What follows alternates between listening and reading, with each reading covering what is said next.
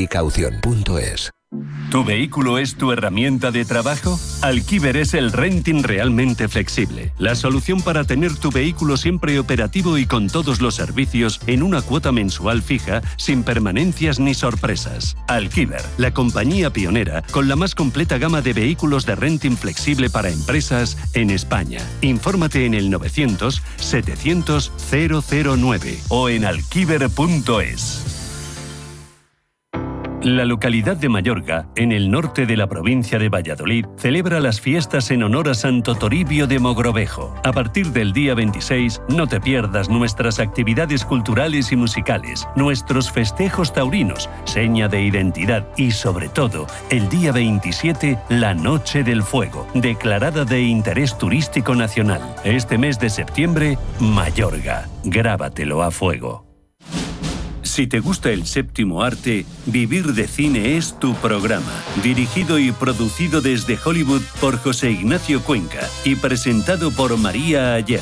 Toda la actualidad del cine, estrenos, festivales y críticas, sin olvidar los clásicos. Los viernes a las 12 de la noche, Vivir de Cine, en Radio Intereconomía.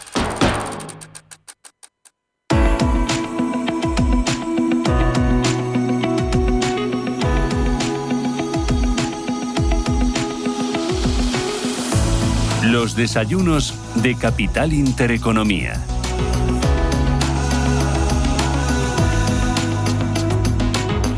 Filantrópico, la mejor forma de tomar café en la oficina, te ofrece este espacio.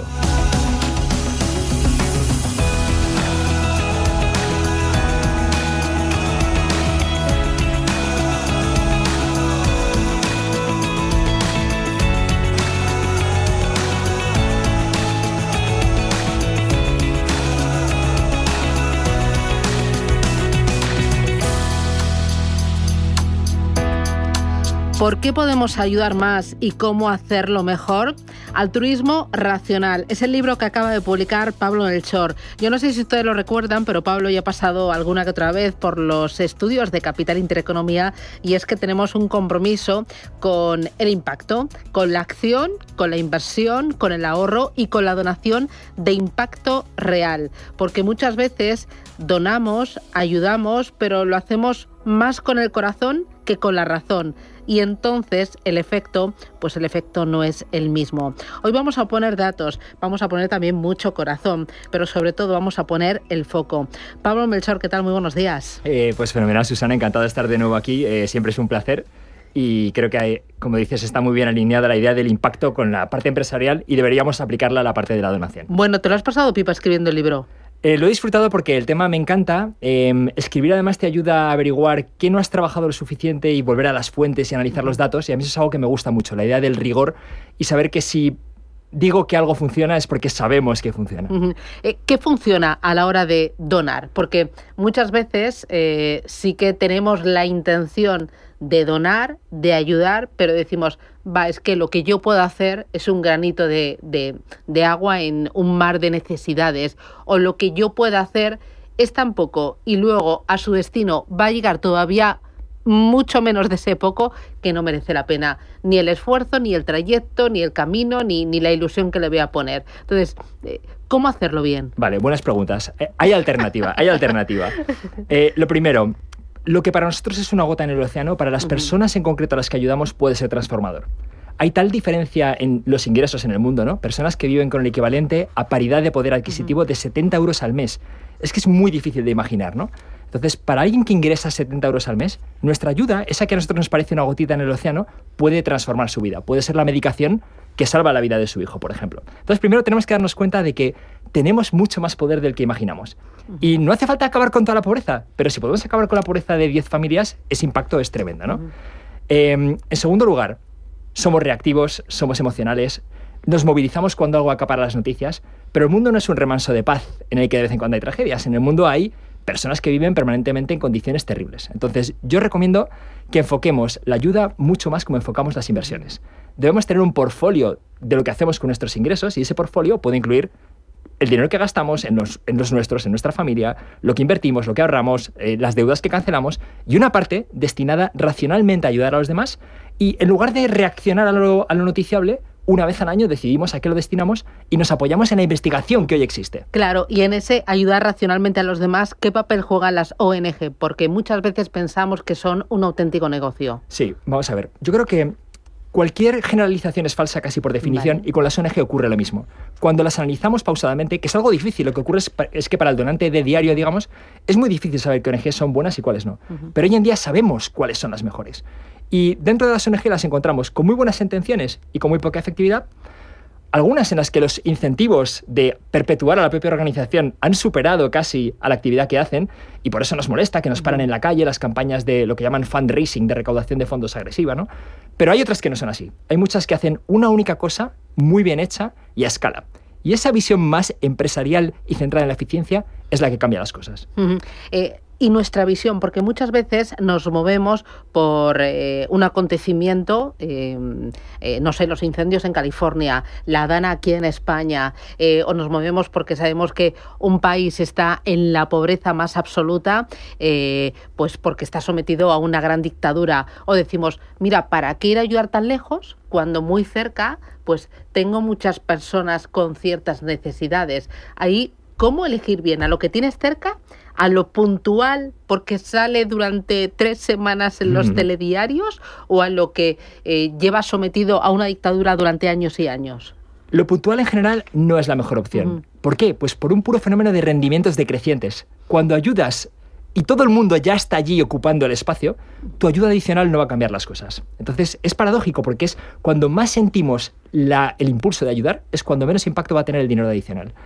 Respecto a lo cercano y lo lejano, creo que no tenemos por qué plantearlo como una dicotomía. Creo que perfectamente puedes, por ejemplo, hacer un voluntariado local en un entorno en el que tú entiendes cómo funcionan las cosas, pero a la hora de donar y utilizar tu dinero, lo que encontramos es que tiene muchísimo más impacto en los países más pobres, donde no hay nada, ¿no? Entonces, bajo esta filosofía de impacto, creo que en ese portfolio de ayuda tiene sentido que una parte importante esté destinada donde más hace, sea cerca o lejos, resulta que es lejos. Bueno, tú me estás hablando de un portfolio de ayuda, pero yo digo, si es que lo mío es muy poquito, si es que yo apenas tengo presupuesto para ayudar. Bueno, vamos a ver, yo lo que creo es que, primero, insisto en que para gente que ingresa 70 euros al mes, a paridad de poder adquisitivo, lo que para nosotros es poco puede cambiar mucho las cosas, ¿no?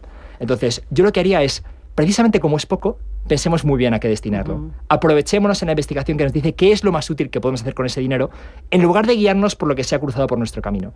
Y en cambio, si lo que tenemos tal vez es más tiempo que dinero, hagamos ese voluntariado posiblemente de acompañamiento. Aquí sí que hay necesidades, como tú comentas, mayores, enfermos de cáncer, niños en condiciones difíciles. Pues ahí a lo mejor es donde nuestro tiempo puede brillar, pero para la donación busquemos ese impacto allá donde sea. Oye, cuando hablas del voluntariado, te comentaba antes que ahora se ha puesto muy de moda entre los chicos más jóvenes. Yo lo veo por mi hija y muchos de sus amigos, pues uno de los veranos, cuando terminan la universidad, pues irse 15 días a la otra parte del mundo a hacer un voluntariado. Se mandan las fotos, lo cuelgan en Instagram, pues con los negritos, con los chicos de Camboya, dándoles comida, ayudándoles o jugando con ellos y bueno, ¿eso merece la pena? ¿Es una forma de viajar diferente y de calmar nuestra conciencia? ¿Tú cómo ves ese tipo de voluntariado y esta ola que ahora recorre a la juventud? Claro, yo creo que es positivo siempre que no sustituya, y voy a decir, a la ayuda de verdad.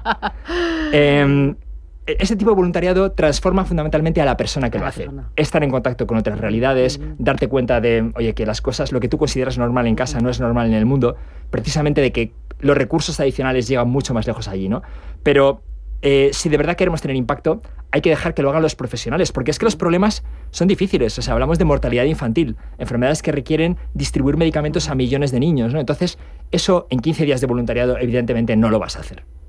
¿Hay que contarlo? Cuando uno ayuda, ¿hay que contarlo? ¿O es mejor, oye, perfil bajo, no decir nada? Yo ayudo porque de verdad lo hago con el corazón. No lo hago para sacar pecho y decir, ay, es que yo soy el mejor. Claro, yo creo que ponemos demasiado foco un poco en la pureza moral de quien ayuda, ¿no? Y yo creo que tenemos que ser más prácticos. Entonces, yo creo que primero hay que ayudar con efectividad. Y una vez que lo has hecho, contarlo, ¿vale? Porque, claro, si haces un viaje de 15 días para sacarte fotos, contarlo no aporta nada, ¿vale? Pero si estás ayudando de forma efectiva y puedes hablar de tu impacto, por ejemplo, puedes decir, oye, mira, es que fíjate que con mi poca aportación he ayudado ya a 2.000 personas. Estoy cerca de llegar a salvar una vida con las estadísticas. Eso merece la pena contarlo, ¿no? Entonces, hay que compartir el impacto. No somos los protagonistas son las personas a las que ayudamos. Oye, hablamos del voluntariado, pero también estuvo muy de moda el tema de apadrinar a un niño. O sea, ¿eso funciona? ¿Tiene sentido o no? A ver, para mí no tiene sentido porque si analizamos la motivación, ¿por qué se hace el apadrinamiento? No porque los cooperantes lleguen a un pueblo y solo ayuden a los niños que alguien ha elegido para apadrinar, sería absurdo. Realmente trabajan por un proyecto y ayudan a todos, ¿no? El apadrinamiento, entonces, ¿qué función sirve si realmente tú no estás eligiendo un niño? Sirve para vincularte emocionalmente como donante.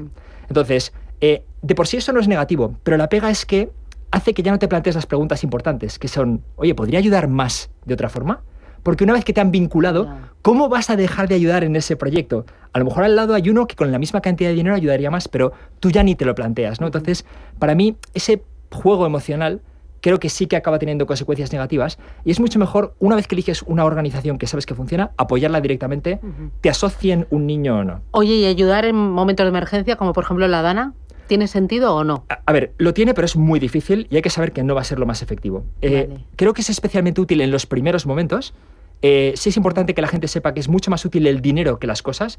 Las cosas se acaban acumulando. Llegan botas cuando ya lo que hacía falta era otra cosa, ¿no? Entonces, yo recomiendo siempre donar dinero a organizaciones que estén sobre el terreno.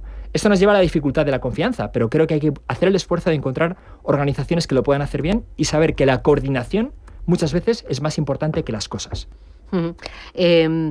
Has repetido a lo largo de la entrevista no sé cuántas veces ayuda efectiva, que sea efectivo. ¿Cómo? ¿Cómo conseguimos que nuestro dinero, nuestra ayuda, realmente tenga el mayor impacto posible? Pues lo primero es que tenemos que ser humildes y saber que nosotros individualmente no tenemos ni idea de qué es lo efectivo. Pero por suerte, hoy en día existen evaluadores independientes internacionales, sobre todo americanos, que nos dan la información y podemos apoyarnos en esa información.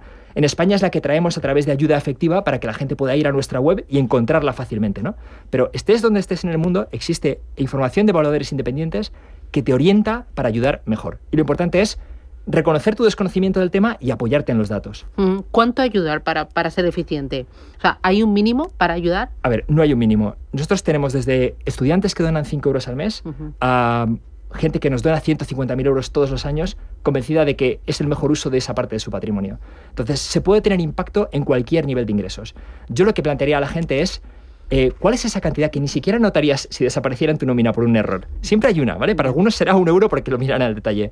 Pero hay otros que a lo mejor es que si ingresaran 200 euros menos, no lo notarían, no tendrían que recortar sus gastos, ¿no? Entonces, yo creo que es bueno cuestionarnos cuánto es necesario para mantener nuestro nivel de vida y cuánto tal vez está sobre la mesa, ¿no? Y podemos plantearnos cómo distribuirlo. Y en general creo que podríamos donar más y donar mejor. ¿Cuántos somos de solidarios, de donantes los españoles? Muy poco, muy poco. La donación media ni siquiera alcanza el nivel en el que la deducción fiscal es del 80%, ¿vale? En España, donar 250 euros al año te cuesta solo 50. El resto te lo devuelven, ¿no? Como al liquidar tu IRPF. ¿Cómo? Repítemelo. Si donas... Sí, 250 euros al año, los primeros 250 te cuestan solo 50. Hacienda te devuelve 200. Y de todo lo adicional que donas, te devuelven el 40%. No está nada mal, ¿eh? O sea, a veces decimos que los americanos donan por los incentivos fiscales. Aquí, Hacienda trata el dinero que donas casi como si no lo hubieras ingresado. Yo aquí no te cobro impuestos, ¿no? No lo aprovechamos. No lo aprovechamos y tendemos a pensar mucho más en España en la solidaridad intrafamiliar, que es muy valiosa, pero nos olvidamos de que cuando analizamos la pirámide de ingresos del mundo, estamos arriba, estamos en el top 5%. O sea, siempre lo digo, el español medio, 23.300 euros netos al año, está en el top 5% de ingresos del planeta. Y eso nos da un poder y es una pena que no lo aprovechemos, ¿no? Que menospreciemos el dinero que donamos, porque para nosotros tampoco significa mucho, no dándonos cuenta de que el impacto que puede tener es enorme. ¿Y los americanos son los que mejor lo hacen? ¿Los que tienen una mayor trayectoria, una mayor visión empresarial a la hora de donar? Es donde más prominente es y aún así a nivel porcentual es bajísimo. Se estima que solo el 1% de la filantropía americana está guiada puramente por criterios de impacto.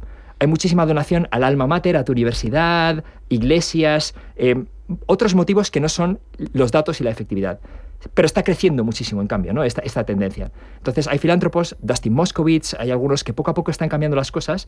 En el grupo del Giving Pledge, donde está Bill Gates, Warren Buffett, hay algunos que están promoviendo cada vez más esta idea de la efectividad. Entonces, va más, hay mucho por hacer todavía, Y en España, como siempre, estamos por detrás, pero yo creo que podemos cambiarlo. Claro, ¿y qué efecto tiene que muchos de estos grandes empresarios, de estos grandes multimillonarios hagan cosas para ayudar a los demás? A ver, tiene un impacto enorme, ¿vale? Porque pensemos en la cantidad de donaciones individuales que hay que sumar para llegar al poder de impacto de un filántropo, ¿no? Pero yo creo que sobre todo tienen la capacidad de girar la industria, digamos, ese tercer sector del que se habla a veces, hacia la efectividad, que es algo que todo el mundo con el que hablo me dice que no podría estar más de acuerdo con ello, ¿no? Entonces, yo creo que hace falta un cambio y que va a ir ocurriendo poco a poco, pero bueno, es difícil precisamente porque este altruismo racional que promuevo en el libro nos cuesta, pero todo lo que merece la pena cuesta, ¿no? Tú, Pablo Melchor, ¿cómo ayudas? Yo dono fundamentalmente ayuda afectiva. Sí. Tengo una pequeña parte de ese portfolio de ayuda a proyectos cercanos a mi corazón, porque evidentemente soy racional, pero también tengo relaciones y compromisos, pero te diría que más del 90% de mi ayuda la concentro en ayuda afectiva y en nuestro Fondo Salud Global, que financia los programas humanitarios que más vidas salvan por euro donado. Claro, y luego lo que es más efectivo es lo relacionado, estoy pensando, con el tratamiento del agua, con tema de vacunación, con tema de salud de los más niños. ¿Qué es lo más efectivo? Claro, esto es interesante. Tendemos a pensar a veces que la educación es el futuro. Bueno, pues resulta que la evidencia de efectividad de la educación ha sido bajísima. Hemos escolarizado al mundo, pero los niños no aprenden. Es uno de los ciertos dramas de la ayuda al desarrollo hasta ahora, ¿no? Y sin embargo, minusvaloramos la salud, ¿no? Porque nos parece que la salud no construye tanto. Pero yo lo que explico es que el primer requisito para poder construir un país es que los niños estén sanos, que no mueran antes de cumplir los 5 años, que no estén malnutridos. Entonces, dentro de esas enfermedades que les afectan a edades tempranas, hay algunas en las que además los tratamientos son baratísimos. Y ahí es donde podemos tener impacto. Prevención de la malaria, gravísima, causa de mortalidad infantil tremenda y de mujeres embarazadas, un verdadero drama. Coste de evitarla, 5 euros por mosquitera distribuida o 7 euros por un tratamiento para los niños. Suplementación de vitamina A, mayor causa de ceguera en la infancia. La mitad de los niños que tienen una deficiencia severa acaban muriendo en 12 meses. Coste 2 euros al año por niño. Por eso decía que cuando veíamos nuestra ayuda como una gota en el océano, no lo es. Es que 20 euros pueden suplementar con vitamina A 10 niños y eso les puede cambiar la vida, ¿no? Vacunas, muy interesante. La clave para mover la aguja en las vacunas, dar un incentivo a las madres por llevar a sus hijos a vacunar. Fíjate. 1 euro. 1 euro por visita es suficiente para que una madre le compenses por los ingresos que no va a obtener ese día. Porque no va a trabajar. Porque no va a trabajar, allí se ingresa al día. Y si no ingresas, hay menos comida por la noche. Es así, o sea, una relación directa. Resulta que un incentivo de 1 euro hace que las madres lleven a sus hijos a vacunar y reduces la mortalidad de una manera tremenda, porque las enfermedades del calendario de inmunización infantil son muy graves. 2-3 cositas más. Decías que los españoles donamos poco, somos pocos los que donamos y encima donamos poco. ¿Y las empresas aquí en España? A ver, las empresas, en mi opinión, tienden a perderse un poco en la RSC, ¿no? Y hay una idea a veces en que la idea del impacto social se mezcla con la involucración de los empleados, ¿no? Casi un tema de recursos humanos. Entonces buscan actividades relacionadas con su negocio, en la que los empleados participen, y están bien, pero no tienen ni de casualidad el impacto que pueden tener donando. Entonces, yo sobre todo a los empresarios les doy un mensaje, y es: no os volváis locos con esta idea de que tenéis que girar hacia una actividad social, o cómo busco el sentido en esa parte final de mi vida, ¿no? Por ejemplo, si me ha ido bien. Puedes, sea cual sea tu negocio, tener un impacto enorme simplemente donando una parte de tus ingresos. Oye, me cuentan que hace muy poquitos días tuviste la presentación aquí en Madrid, fue el día a día, creo, ¿no? Yo lo tenía marcado en el calendario, pero sabes que la vida no me da.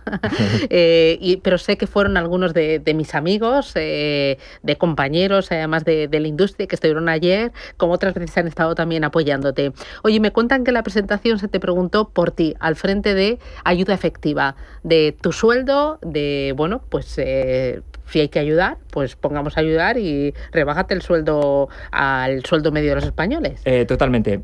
A ver, yo lo primero es, estoy en un momento en mi vida en que me puedo permitir hacer esto, ¿no? La pena es que conozco gente que podría permitirse hacer cosas similares y no lo hace, pero yo tengo el salario mínimo de convenio que está en torno a 20.000 euros brutos, pero de hecho yo dono más todos los años, porque estoy convencido de que ayuda efectiva es lo mejor que puedo hacer con mi dinero. Entonces, para mí es muy importante saber que yo no vendo nada que yo no consuma, digamos, ¿no? Sino que soy el principal abanderado, convencido y poniendo mi dinero donde pongo mis palabras respecto a la ayuda efectiva.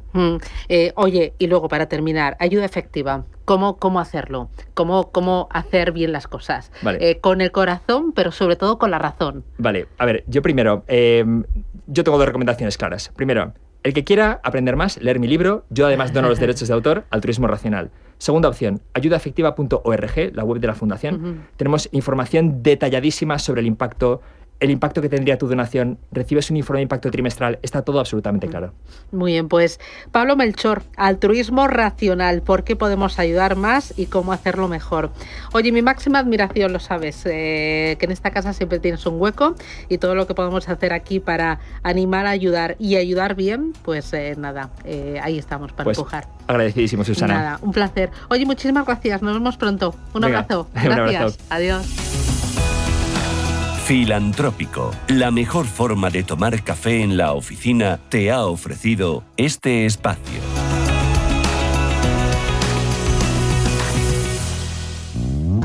Ready.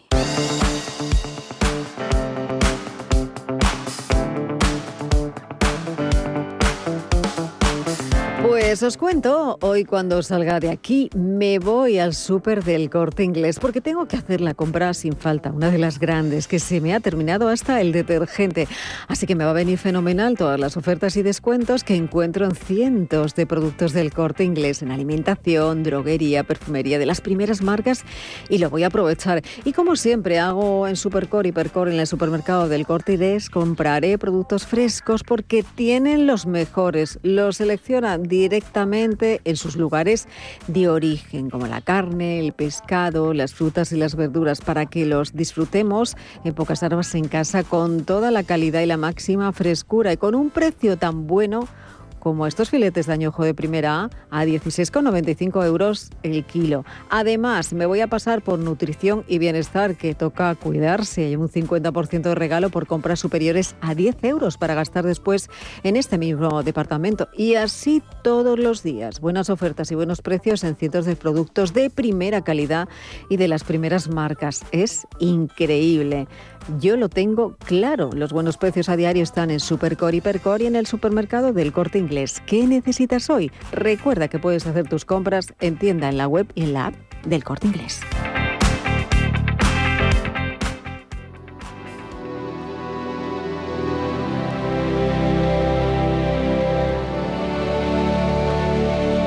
Es viernes, son las 11:28 de la mañana. Fútbol y también dinero. Saben que el fútbol es un escaparate mundial y las marcas también lo saben. ¿Cuánto se gastan las grandes marcas en los patrocinios? ¿Cuáles son los sectores en los que más invierten? Hugo Alonso tiene todos los números. Es semana de campeones, semana en la que todas las miradas están puestas en los campos de fútbol europeos.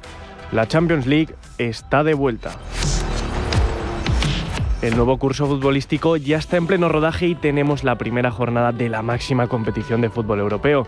Pero más allá de los terrenos de juego, las marcas, las empresas juegan su propia competición.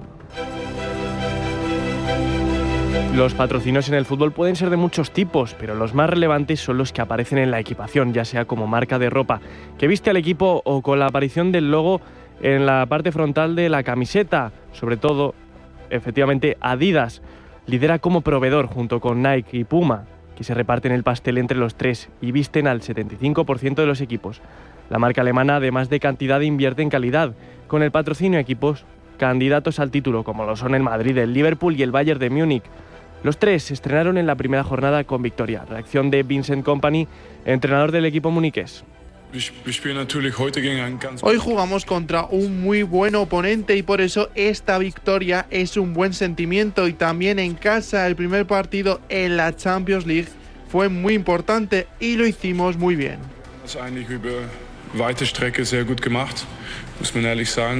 En el caso del Madrid hablamos del contrato más grande, con 130 millones por temporada. Por su parte, el Liverpool recibe 60 millones de euros, una mejora sustancial con respecto a los 35 que pagaba Nike durante la temporada pasada. Estos acuerdos comerciales impulsan la economía de los equipos y permiten una mayor inversión en fichajes. Un buen ejemplo de ello es el Liverpool, que ha gastado más de 400 millones en traspasos este verano. Era el momento adecuado en mi carrera para dar el siguiente paso y por supuesto quería llegar a un club que estuviera entre los 3 mejores del mundo, y en mi opinión el Liverpool era uno de ellos. El sector del juego y las aerolíneas árabes, con Emirates a la cabeza, dominan en el frontal de las camisetas. El podio de los sectores lo completan la banca y las telecomunicaciones, que suman 3 clubes cada una. En conjunto se estima que invierten en torno a 400 814 millones de euros por temporada en estos acuerdos. La Champions es fútbol y cada año se afianza aún más como un escaparate global donde los equipos compiten por la gloria y las marcas por la visibilidad. Cada gol, cada victoria y cada camiseta cuentan una historia en la que el deporte y el negocio caminan de la mano.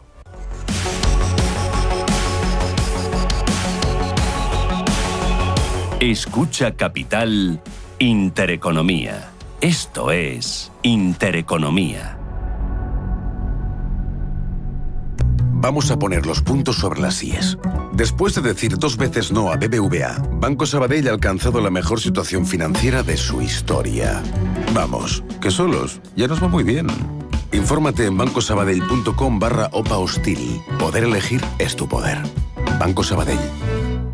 Si caminas solo, irás más rápido. Si caminas acompañado, llegarás más lejos. Luna Sevilla es su asesor patrimonial de referencia. Prestando nuestros servicios como agentes de Caser Asesores Financieros, somos una empresa con amplia experiencia profesional y una clara apuesta por la formación de calidad, la información transparente y objetiva y por el asesoramiento financiero personalizado y continuado. Si desea más información, visite lunasevilla.es o llámenos al 91 762 3442.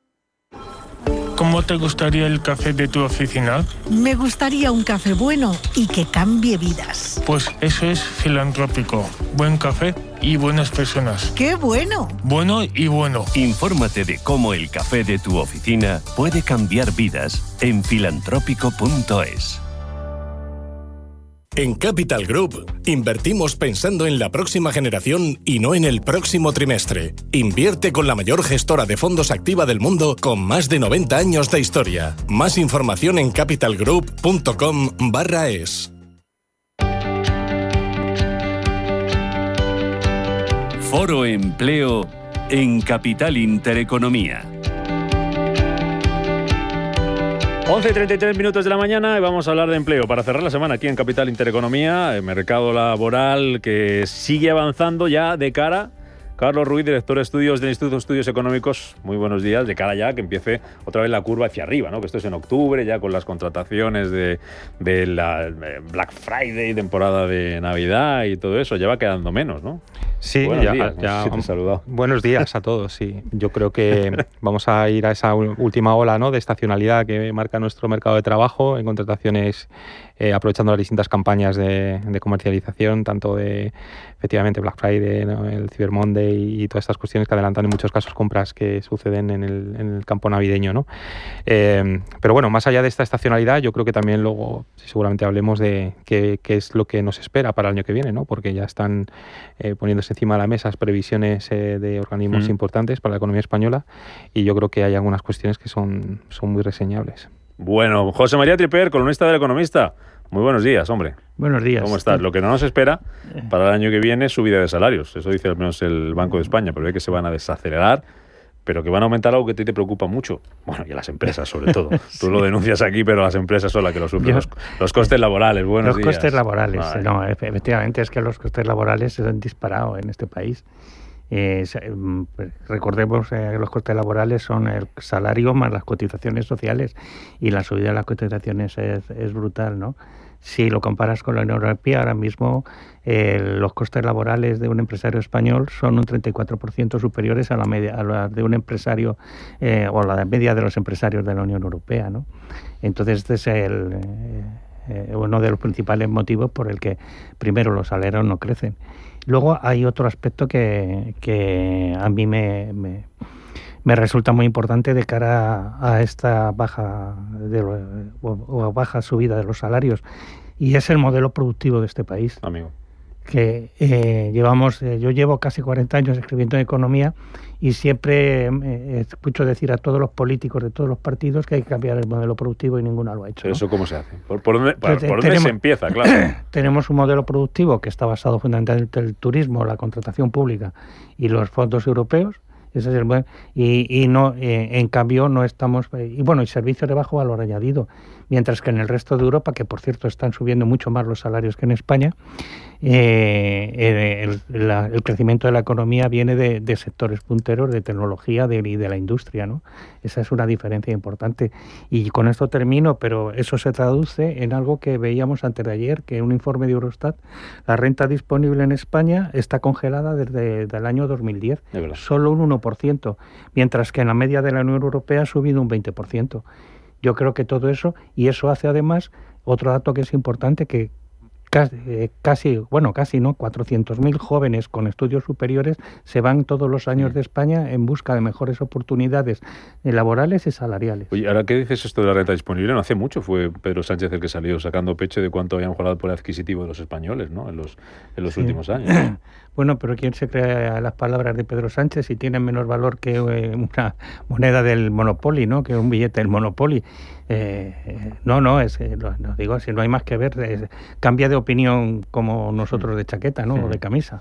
Esto de los costes laborales, de ese aumento de los costes laborales que preocupa a las empresas y que avisa sobre ello y debe preocupar y ocupar al Banco de España en el informe de previsiones de esta semana, aumento de costes laborales, desaceleración de los salarios, lo uno por lo otro, ¿no, Carlos? Como decía ahora Tripper, ¿y eso qué consecuencias puede tener? Bueno, están muy ligados, ¿no? Lo primero que hay que establecer es que... El motivo es por el que suben los costes laborales, no están subiendo por la subida de salarios, ¿no? Es lo que iba a aclarar en estos momentos, efectivamente. O sea, lo que no es que no estén subiendo los salarios se están actualizando e incluso se están actualizando por encima del nivel de inflación actual. Y esta presión salarial influye en el incremento de los costes laborales. Es verdad que la parte de coste no salarial, que es lo que ha comentado muy bien José María sobre todo lo que tiene que ver sobre todo con cotizaciones sociales, está creciendo aún más, ¿no? Por lo tanto, pues el componente del coste laboral total pues está generando ciertas tensiones, pero no tanto porque suba por sí, sino porque lo que realmente determina la validez, o por así decirlo, lo que determina realmente el efecto de estas cuestiones es cuando lo comparamos cómo está evolucionando nuestra productividad. Entonces, cuando tú comparas ese coste laboral con la productividad, obtienes que nuestra baja productividad amplifica los efectos de ese incremento del coste laboral y por lo tanto nos pone en una situación competitiva mucho peor que la que tienen otros países europeos, ¿no? Y aquí José María ha puesto encima de la mesa algún dato adicional. ¿Esto qué significa? Pues significa que a las empresas españolas tienen que tener en sus espaldas un peso adicional que no les permite llevar a cabo pues su principal función, ¿no? Que es el de generar actividad económica, pero es el de invertir, ¿no? Y además supone que nuestra rentabilidad, los márgenes empresariales, sean aún cada vez más inferiores. Yo he visto los datos que proporciona el Banco de España en este cuadro macro y que además también alerta. Tenemos los márgenes empresariales medidos como el excedente bruto de explotación respecto al VAP todavía un 10% por debajo de los datos de 2019.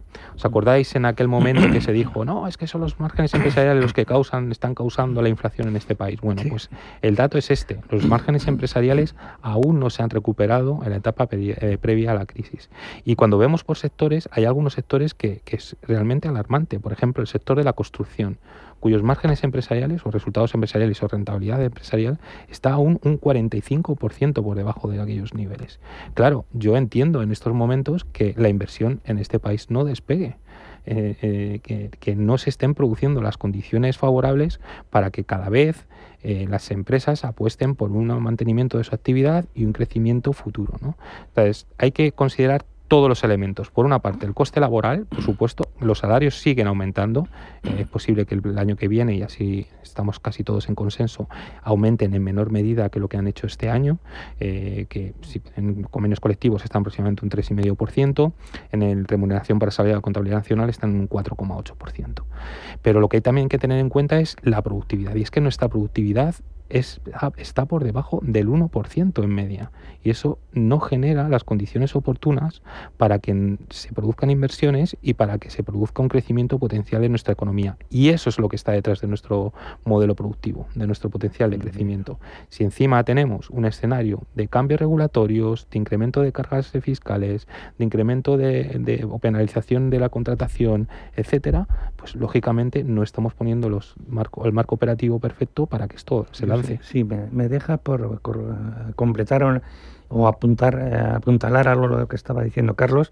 El dato que daba el INE el otro día es que el coste laboral medio por trabajador en España supera ya los 3.256 euros mensuales.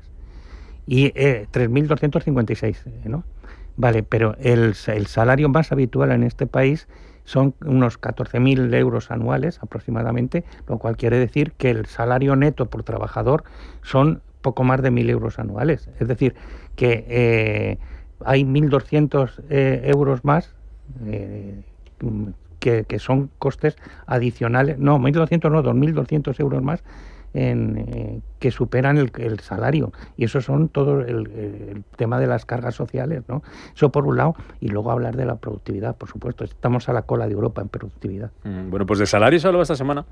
En la primera entrevista que concedía a medios, el Papa León XIV, hablaba sobre la diferencia de salario que hay entre un trabajador y sus directivos, entre sus jefes. Decía que si hace varios años, varias décadas, la diferencia puede ser 4 o 5 veces más lo que cobraba un CEO, un directivo.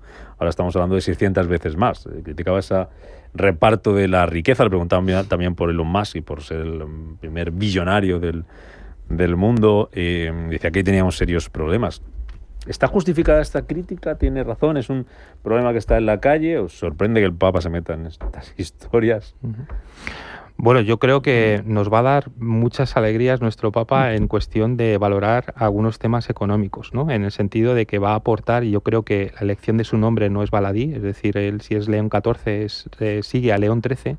León XIII fue el que inspiró la encíclica Rerum Novarum, que es la que ha puesto los fundamentos de la doctrina social de la Iglesia y donde se habla sobre todo pues cuál es la visión de la Iglesia católica sobre temas económicos, temas sociales, pero principalmente pues el trabajo, la empresa, etcétera, etcétera. Entonces, creo que León XIV pues está empezando a poner esos pies para poner esos ladrillos, ¿no? Para poder avanzar, porque los problemas que nos enfrentamos creo que son muy importantes. Sobre todo en cuestiones fundamentales, ¿no? En cuestión de qué está suponiendo todo el tema de la IA, por ejemplo, las relaciones laborales, o qué está suponiendo cuestiones que de hecho se están produciendo, y no es tanto la segmentación que sí que se está produciendo en la sociedad y la fragmentación social que se está produciendo entre colectivos de trabajadores, entre las empresas, entre territorios, entre las mismas funciones, entre generaciones, la generación joven y la generación más adulta, sino también qué está pasando con el poder adquisitivo de nuestros salarios, ¿no? En general. León XIV no critica, por así decirlo, de forma negativa el que haya un trillonario, ¿no? Como Elon Musk, ¿no? Lo que critica es qué estamos haciendo como sociedad, viendo que ese es el valor fundamental de toda esta cuestión, el ser trillonarios, ¿no? Y eso se alinea muchísimo con los principios que están detrás de la doctrina social de la Iglesia y nos acerca a preguntas sobre todo más fundamentales, ¿no? Entonces, bueno, yo creo que está hablando obviamente para su parroquia, nunca mejor dicho, pero creo que debemos escuchar en cierta medida estas palabras porque de fondo tienen o describen realidades que todos nosotros estamos observando y creo que el debate debería abrirse. ¿Sí? Eso está bien en la calle, porque la semana pasada en el Congreso, Trippier, en el debate sobre la reducción de jornada, se alió varias veces de una manera más o menos clara el tema de la diferencia lucha de clases. Otra vez, parece que hemos vuelto muchos años atrás con el tema de si unos se criticaban por si unos gestionaban y esta medida la rechazaban o la aprobaban por si iban con los empresarios, iban a favor de la empresa y en contra del trabajador. Y es un poco esto lo que está poniendo, que decía Carlos, sobre la mesa el Papa León XIV, sobre esa diferencia que hay y quién se está repartiendo los beneficios. ¿Cómo lo enfocas A ver, yo tú? pienso que esto de la lucha de clases, que era algo que ya estaba superado en las ciudadanas, Eso pensaba. Sí, en los países, en las sociedades occidentales, en las sociedades modernas y democráticas. Bueno, pues aquí en este país, pues como la ministra de Empleo, pues tiene que intentar sacar pecho para intentar ganar votos y que no consigue, pues no consigue en la calle, pues se vuelca en estas propuestas que son ya totalmente ancestrales, viejas y sin ningún sentido en una sociedad moderna y democrática. Eso en respecto a eso. Y respecto a lo del Papa, pues yo creo que no es un tema que esté esencialmente en la calle. Ahora mismo yo creo que la gente tiene otros problemas más importantes que saber. En segundo lugar, a mí sí me parece que estos salarios de estos altos directivos son desmesurados, pero también hay que reconocer una cosa: estamos en unas sociedades, por lo menos aquí en Occidente, sociedades de libre mercado y libre competencia. Y entonces esto, si estos señores cobran así, es por la dinámica del mercado, no por otra cosa. Alguien se lo ha dado lo que, ¿no? Un consejo de administración claro, se lo ha aprobado. Se lo ha aprobado. Y sus accionistas. Entonces, bueno, pues eso sabrán negociar mejor que otros o no lo sé. Y luego, a mí, bien, me parece bien que se critique los salarios de estos directivos, pero ¿por qué no se critican también los salarios de los futbolistas? ¿O es que no son desmesurados los salarios de los futbolistas, lo que cobra un Mbappé, por ejemplo, y nadie se mete con eso? Es que, claro, vuelvo a insistir. Me parece mucha demagogia. Bueno, te van a decir lo genera, entiendo que es el directivo de la empresa del IBEX. Y el directivo también lo genera. Que también lo genera, claro. Claro, vuelvo a insistir. O sea, yo creo que más allá de particularizar, obviamente nuestro análisis está condicionado por temas ideológicos, ¿no? Y más en estos momentos por la situación política que vivimos en muchos países, ¿no? Trasciende algo más de la ideología, ¿no? Es decir, que sí que nos gusta, pues mira, lo que ha dicho el Papa es como mucho más de izquierdas, ¿no? Y está mucho más a favor de la lucha de clases. Y luego dirán, cuando hablan sobre las bondades que tiene el mercado, ¿no? Para poder poner dirán los liberales, pues fíjate, es que ese es el Papa liberal que nosotros necesitamos. Que lo que te decía, tienes toda la razón en el sentido de que mira que es de izquierda, pero ahora dirán que es muy de derechas porque ha dicho que no va a admitir la ordenación de las mujeres y que no va a cambiar la doctrina sobre los hombres. Pero eso está bien, que no tenga nadie de acuerdo, de contento. Un tema social, efectivamente, pero yo creo que en este caso deberíamos también, y como católicos, deberíamos explicar exactamente que esto está más allá de un tema ideológico, ¿no? Y que no es una crítica acerca de que unos ganen mucho más dinero, ¿no? Y que no es un objetivo el de decir, es que esto es una lucha de clases que no se reparte, etcétera, no. O sea, la cuestión es la fundamental, es decir, como sociedad, de verdad que estamos poniendo el valor nuclear antes que vida, familia, sociedad, ¿no, Carlos? En el trillón de dólares que gana este tío. Yo creo que a lo mejor deberíamos representar, y lo diría, ¿no? Es ¿qué necesidades está cubriendo la función empresarial de Elon Musk? O la de Amancio Ortega, o la de Juan Roch. ¿Qué necesidades están cubriendo? ¿Cómo lo han hecho? ¿No? Entonces yo creo, ¿esto es bueno o es malo? ¿No? Pero ¿cuántos puestos de trabajo ha creado Amancio Ortega? Claro. ¿Cuánto dinero ha dado a fundaciones? Por eso es lo que apoyo a la investigación. Esa es la abstracción que quería resaltar, ¿no? Vayamos un poco más allá, ¿no? Sí, sobre todo de poner lo que realmente es un medio como un medio y un fin como un fin, ¿no? Y de valorarlo de esta forma, ¿no? Si como pones como fin en tu vida conseguir $1 trillón, pues me parece muy respetable y desde tu libertad la ejerces como requieras, ¿no? Dicho lo cual, ojalá estuviéramos en esa lista nosotros, ¿no? Bueno, pues no sé, cuidado, Rubén, muchas veces con lo que deseas, ¿eh? Ojalá, menudo fin de semana nos íbamos a pegar los tres que estamos aquí y alguno de fuera. Pero ¿qué harías con ese $1 trillón? Esa es la pregunta. Esa es la cuestión. Claro, esa es la cuestión. Bueno, pregunta que os hago para el curso político, que empezaba fuerte con el tema de la reducción de la jornada laboral. Está pendiente también el tema del estatuto del becario por ahí. Y Yolanda Díaz, que ya ha dicho que va a abrir en octubre una mesa para reformar el despido. ¿Qué es lo que quiere la ministra, Triper? El despido en España siempre da mucho juego, ¿no? Siempre da mucho juego, ¿no? Es decir, es barato despedir, no, hay que cambiarlo. Hizo así como ahora busco la palabra porque la tenía por aquí apuntada, un término un poco raro, el despido, como restaurativo o algo así, dijo, que no sé si alguien entiende eso que es del despido. Tú que has estudiado economía, Carlos, ¿qué es el despido? ¿En qué libro salía eso? El despido restaurativo. Bueno, vamos a ver. A mí, yo creo que Yolanda Díaz, después del fracaso que ha tenido con la reducción de jornada, pues está buscando. A mí el otro día me reía porque me recordaba a las pedigüeñas esas de la calle que va y te sacan, oye, dame algo. Pues ella está viendo algo así con el resto de los partidos políticos a ver si consigue sacar algo adelante, ¿no? Vamos a ver, lo ha hecho además con la reforma o la ampliación de los permisos por paternidad y maternidad. Y ahora se ampara en un dictamen de la Carta Social Europea, ¿no? Sobre el despido en España, que por cierto no es un dictamen obligatorio, sino simplemente es un análisis que se hace. A ver, el despido restaurativo, para traducirlo al lenguaje de la calle, es aumentar las indemnizaciones por despido. Eso es el despido restaurativo. Y luego dar más opciones a que el trabajador... Pero va a ir un poco en función de las condiciones de cada uno, ¿no? Claro, es decir, va a ser un poco... despido a la carta, ¿no? Es decir, cuánto perjuicio le hace a una persona un despido en comparación a otra y ya hay que indemnizarle más que a otra. ¿No es un poco injusto? Pues no, yo creo que lo que hay que hacer es establecer condiciones en función de igualdad de salarios, igualdad de puestos de trabajo, igualdad de indemnizaciones. Claro. Eso es lo que me parece a mí. Luego, además, hay una diferencia, porque lo que hay que hacer estos temas no hay que imponerlos como hace normalmente la ministra de Empleo en este país, la ministra de Trabajo, sino que son temas del diálogo social, y entonces hay que trasladar estas cuestiones al diálogo social, algo en el que este gobierno no cree en el diálogo social y lo está demostrando, ¿no? Y luego, pues vamos a ver, es cierto que en Alemania las indemnizaciones por despido son diferentes, pero son diferentes en cualquiera de los países de la Unión Europea.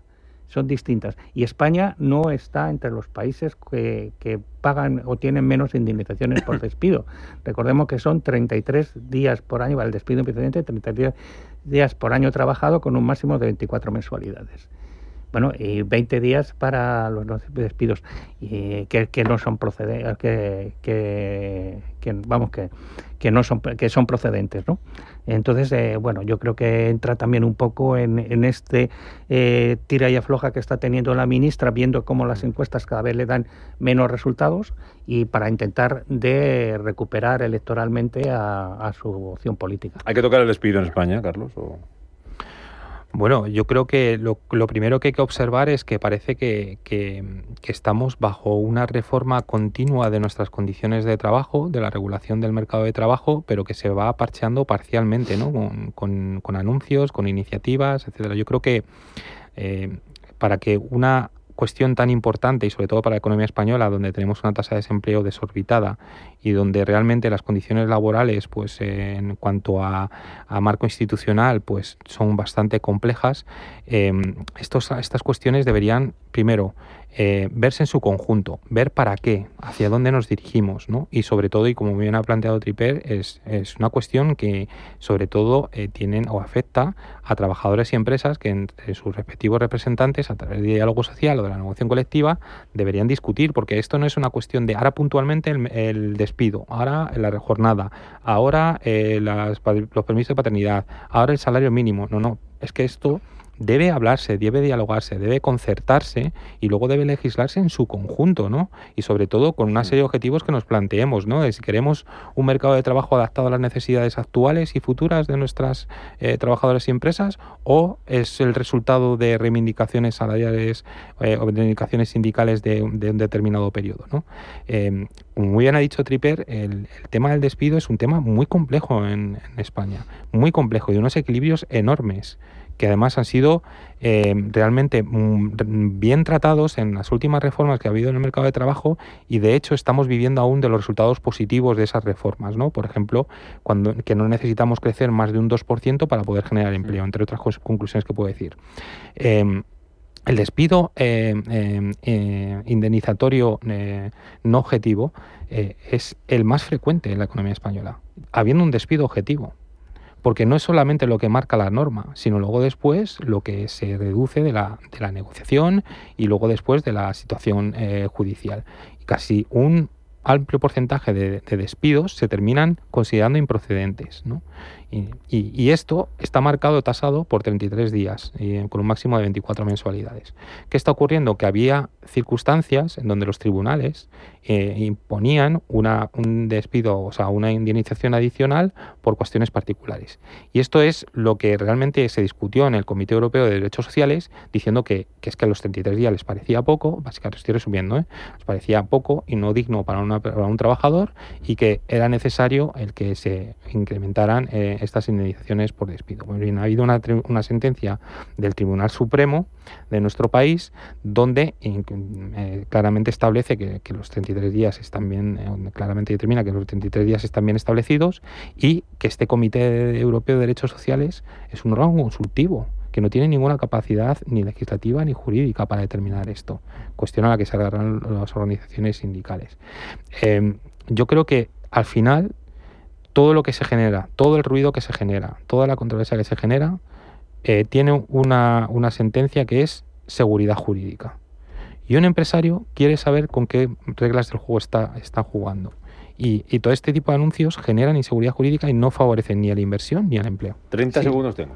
No, simplemente recordar que el tema del despido no se tocó en la reforma laboral de Yolanda Díaz, no se tocó, se mantuvo la que había en la reforma laboral de 2012, eso por un lado. Los sindicatos tampoco pidieron que se tocaran las indemnizaciones por despido en esa reforma laboral, y luego solamente decir que el encarecimiento de los costes laborales, encarecimiento del despido, al final todo esto repercute en caída del empleo, menos contrataciones y menos puestos de trabajo. Que me alegra mucho haberos visto, y hablando del mercado laboral y tomando el pulso a cómo están los salarios, a lo que ha dicho el Papa y a ver qué pasa con el despido. Se presenta un otoño-invierno interesante en el mercado laboral, así que aquí seguiremos contándolo y analizándolo con vuestra ayuda. Carlos Ruiz, cuídate. Gracias, semana. Igualmente. José María Triper, lo mismo, cuídate mucho. Pues nada, gracias, adiós. En 4 minutos, las 12 del mediodía, llegan las noticias con Blanca del Tronco y después Rafa Jiménez con la media sesión. Pasen un buen fin de semana, informados de lo que queda de viernes aquí en Radio Intereconomía, y después con nuestra programación de fin de semana, y nos volvemos a escuchar y a ver el lunes a las 7. Adiós.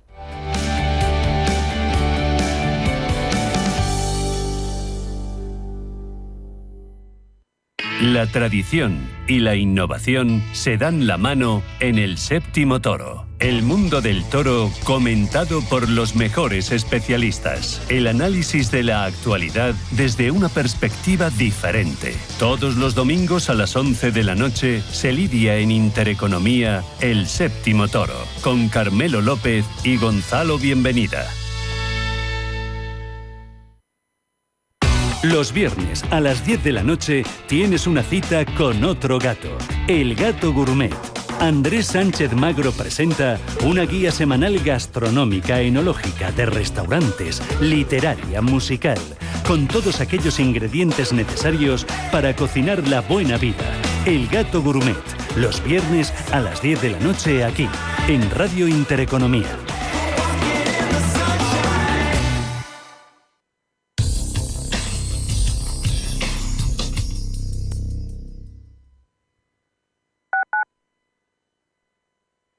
Atención inversor, únete al club de inversión de Grupos Eneas. Estamos especializados en la compra, reforma y venta de inmuebles y otros activos, ofreciendo rentabilidades muy atractivas. Coinvierte con nosotros. 91 639 0347. Grupos Eneas, tu aliado en la inversión.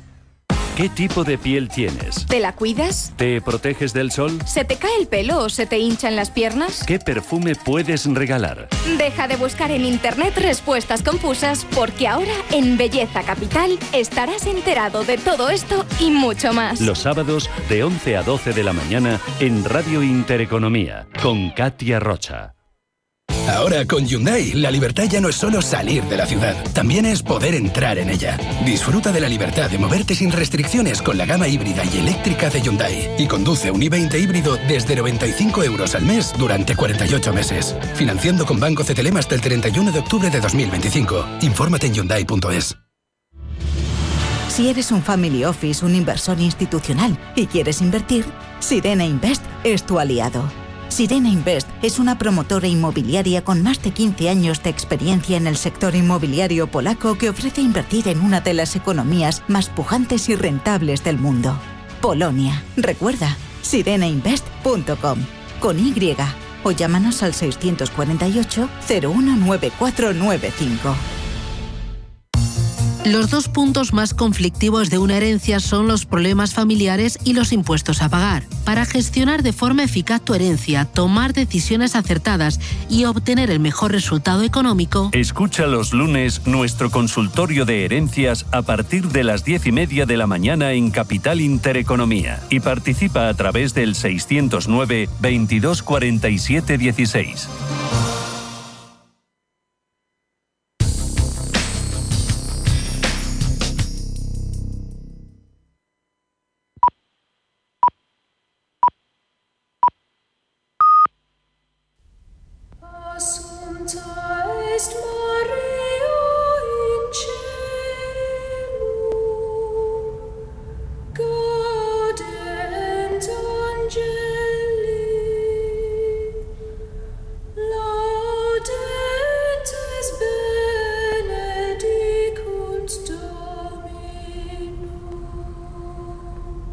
Son las 12 de la mañana, las 11 en Canarias.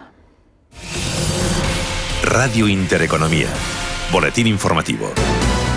Buenos días. El precio de la vivienda libre se encareció en España un 10,4% interanual en el segundo trimestre del año. Alcanzó los 2.093,5 euros el metro cuadrado, el mayor importe desde 2008. Según datos del Ministerio de Vivienda, con respecto a los meses previos, el precio de la vivienda subió entre abril y junio un 3% en tasa intertrimestral y ya encadena 2 trimestres por encima de los 2.000 euros